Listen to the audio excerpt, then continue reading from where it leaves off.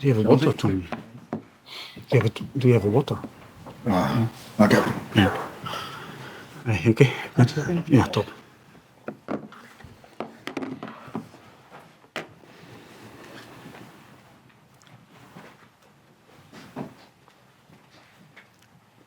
Dankjewel.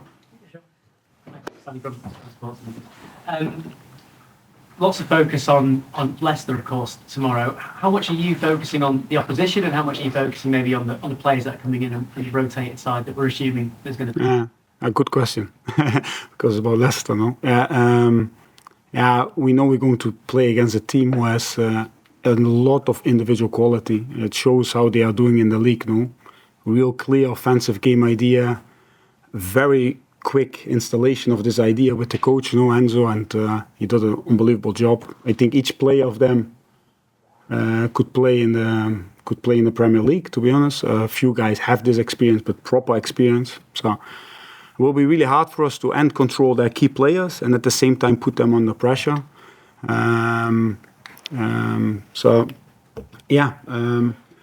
As always in each game, we will focus on ourselves. Of course, we will make changes, but we want to put our game into place. We want to be dominant. We want to be on their half of the pitch. For this, take all in account where they are good at. We need to stop that. So the best way to do that is play high press. So now we have to defend them, respect them, and what I said, a lot of good players and a good game idea. Yeah. You can single out loads of players, but Ben Doak started in place of Mohamed Salah against Lass. Only 17 years old, coming one of the best players in the world. How much more is there to come from someone like him? Yeah, he's young, so a lot of things can happen. But I had the privilege to grow up in Holland, so we have this culture, a long tactical culture of Johan Cruyff, and they always said the most special players in the way we wanted to play in the past and still with a lot of teams. But this idea of having the wingers on the outside can really use 1-1 to disorganize the opposition, to have this speed. In the past, that was like what you guys still know, Overmars, Arjen Robben, this kind of player. In the past in Holland, it was like Rap, Rensenbrink.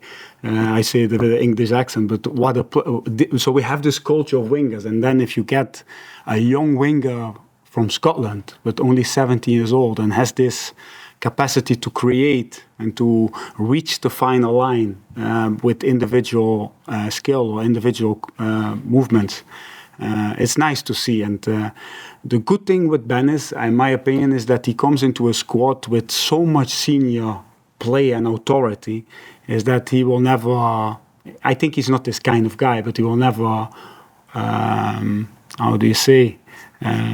make a sidestep. The boys will immediately tell him, you're already here constantly, like when he starts a decision from Robbo, playing. But he has this great, low gravity, where he can, and that's how he can control the ball better. He can control the ball on the highest speed with his left and right foot. So he's a really interesting player, but loads of He needs to mature. He needs to listen to Robbo. He needs to listen to Mo Salah. He needs to listen to Shots, to Cody, to Luis, to all these guys who are really trying to help him. And I think we as a club, for young players, I think it's really nice for them to be in our squad. And at the same level, I think it's really good for the older players to have young players with this hunger. They can mentor, and they can. I think each team who proved to be top has this right balance between talent, like a core group, like this young talent, like Ben Doak, Stefan, Luke Chambers, Conor Bradley, and then this core group of the Trent Alexander, Jota, Cody, Curtis, this core, and then you have the seniors like Virgil van Dijk, Mo Salah, Robertson, Alisson. That combination between talent, core group, and real experience, I think that's what we always had, and that's how we want to construct the squad. Yeah. Just on Mohamed Salah, if he if he is rested, how does he react to that? Because we know he's going for every goal scoring record there is. Is he okay when he's? I spoke yesterday with Mo you're asking, huh? Mo, yeah. So, yeah, he's breaking record after record, and yeah, we have a very, very special player in our hands, and a mentor as well, a leader, somebody. You guys see the skill and all the things. I see him in the building. I see him in the gym. I see him coming in early. I see him. I see a real professional with a lot of experience, and I see a man who can lead this team without being the captain, but who can lead this team, and he does that. And it's special that he's with us. It's special how he's doing it. Every game he's at Anfield, every game he plays away for the away end and for our away supporters. It's just we should cherish these players, and he's this guy who out of nothing can create a lot, and he does that time and time after again. And that's but you have them, and they are like not good people, but Mo is just an excellent person. So I spoke yesterday with him, and I said, I love it when you smile, Mo. I love it when you smile, because when he smiles in the building and outside, I know that the ball will smile as well. And yeah, and he will decide the games for us, what's quite important. Yeah. Julia from the BBC. Pep, I was just wondering about Quee. There were question marks or speculation over his future in the summer because of the lack of game time last season, but we saw him play in the Europa League, and this has always been his competition, the Carabao Cup. Can we assume that he's going to get much more game time this season with these two competitions? Queef has a long-term contract. For me, he could play in any Premier League team. He has this. He's just a world-class goalie, and we have to give a big role, and that was Alisson, in my opinion. So that's what I mean with talent, with all the players, how they can really learn from each other and combine. And a talent, he's not a talent anymore. He's just a world-class goalkeeper. He needs game time. So it was a really good thing that he stayed with us, that we could give him perspective, that Jurgen could give him perspective. And we're just really happy that he's with us, because you want each position with two top ones, and if that's young and all, but I mean top ones who can play in any kind of game, and whatever happens, we can put Queef in, and the game will not change a lot. He's calm with his feet. He knows where to bring the ball. He can read it. He's exceptional in 1-1 situations, in my opinion. He can improve other things, but that's the good things. We're happy that with us, and hopefully that stays for a long time. Just to pick up on that then, so did you sit with him and give him that perspective? You said Jurgen gave him that perspective. Did that happen this summer? Of course, not in the summer, but we always. But it depends as well how players train, how players act in the room, how players. You never get guaranteed games, or you get guaranteed. You have to show in training. You have to show that each training is like basically the last one of your life. This mentality we want from our boys, because that creates that they become better. And if they show this, the door is open for Queef, for all of them. And Queef is showing in training, and that's why I say a lot of times we are so lucky that the Premier League managers are not looking to our training sessions, that they are hiding, because if they would see that, Queef is a cat, and with his feet is just it's nice, it's good. He has this talent to surprise, the same as Alisson, where you're out of nothing in training sessions. Wow, what just happened? How did this? The save he made on the offside situation, the save with his feet he made in the last game, you think, how is that even possible? And he has this capacity to surprise, and good goalies have that. And but he at the same time is good with a lot of space in front of him and calm on the ball. So really important for us the way we want to play, if you play far from the goal. So, You've had a tendency in the earlier rounds of the EFL Cup in recent years to play these sort of mix and match lineups with younger players and fringe players.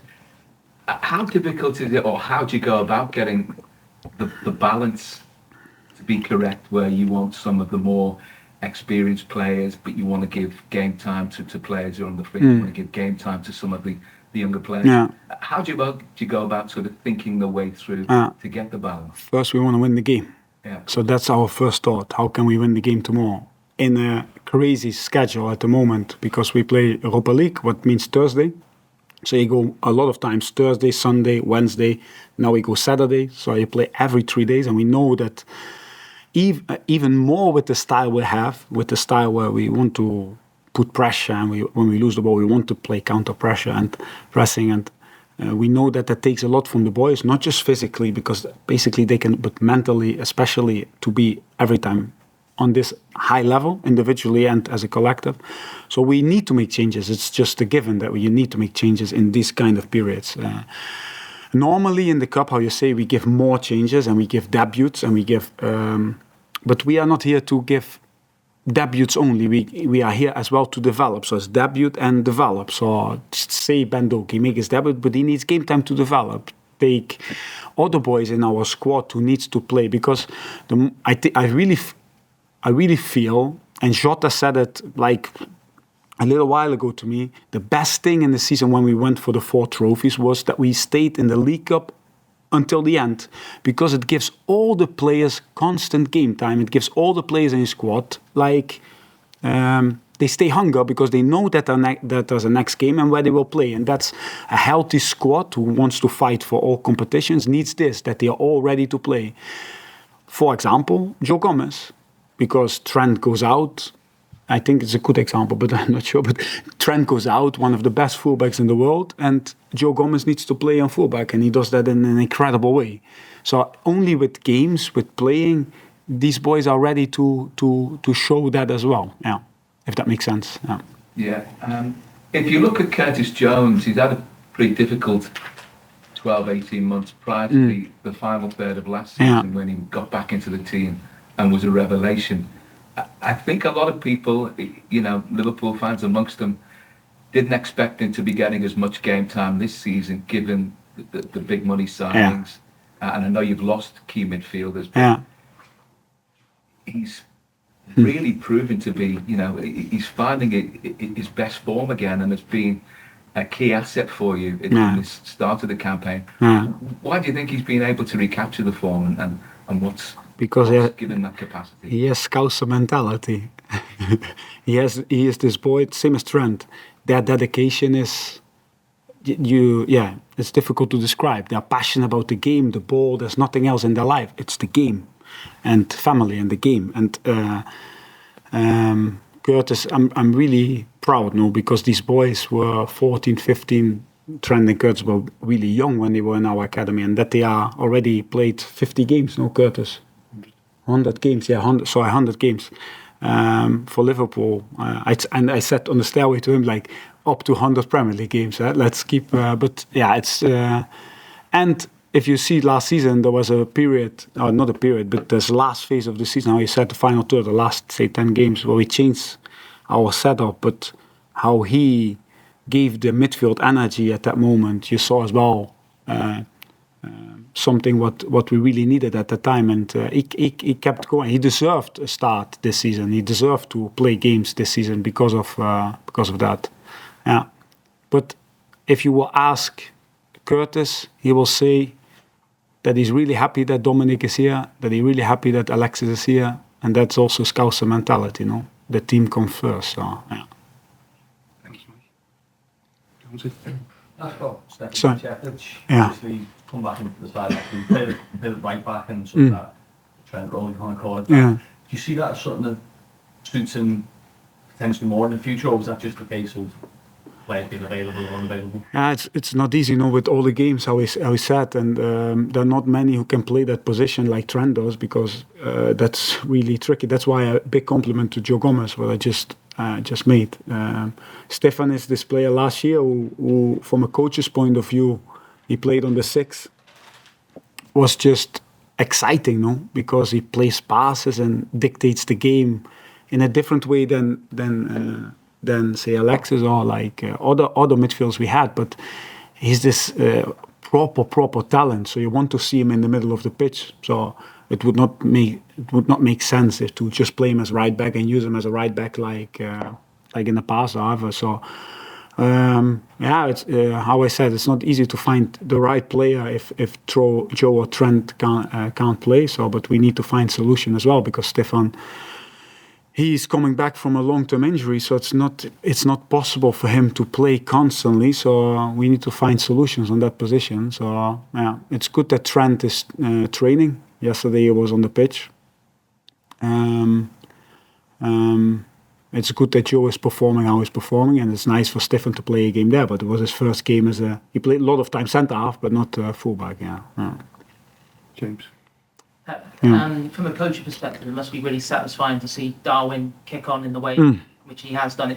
Are we seeing now all the hard graft that you're putting out there with him? No, I think compliment to Darwin. I think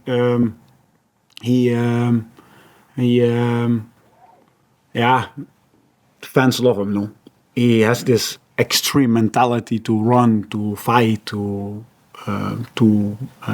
arrive in positions where nobody thinks he can arrive. But for us, it's really important that he stepped up, not just offensively, but especially defensively as well. And it's nice to see him in a good moment. It's nice to see him positive. It's nice to see him starting a game back to back 2 times in a row, and you see immediately what that does to a player. He's a pure intuition player, no? Who does everything, like he smells and he goes, and he sees and he does, and it's different than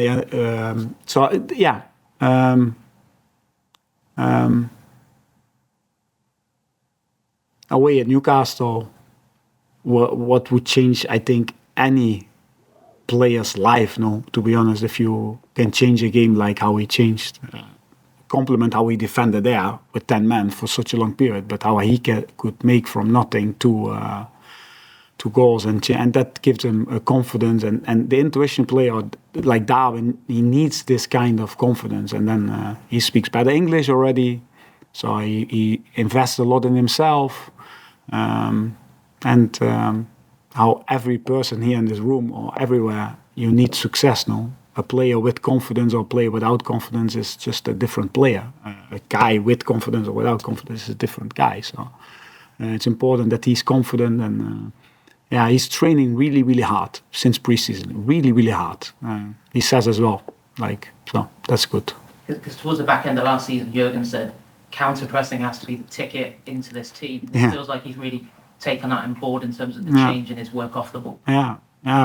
But this team is still in development. You feel it. You have, for example, if you see Wolves first half or Wolves second half, if you see Villa performance, if you see even the last game, then Aston Villa, where you play unbelievable. But so what I want to say is that in the end, I think we are the team with the highest number of counter-pressing in the league at the moment. So that's a real good sign already, and that will give us consistency. How the gaffer says, the best playmaker in the world is counter-pressing. So, and we believe in really this, but to be able to play good counter-press, you need a fluid build-up, you need the ball in the right position, you need the middle more occupied, all these things. And for that you can play really good counter-pressing. And Darwin, normally we always say the player who loses the ball needs to be the first one who chases, and hopefully Darwin is lots of time the first one, because it means that we high up the pitch.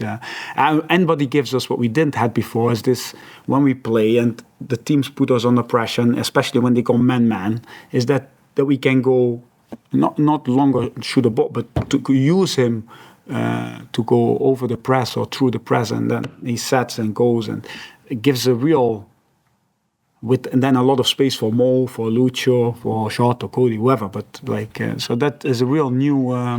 My God, that's a yellow and a red at the same time. I was turning it on. No, all good. Don't worry.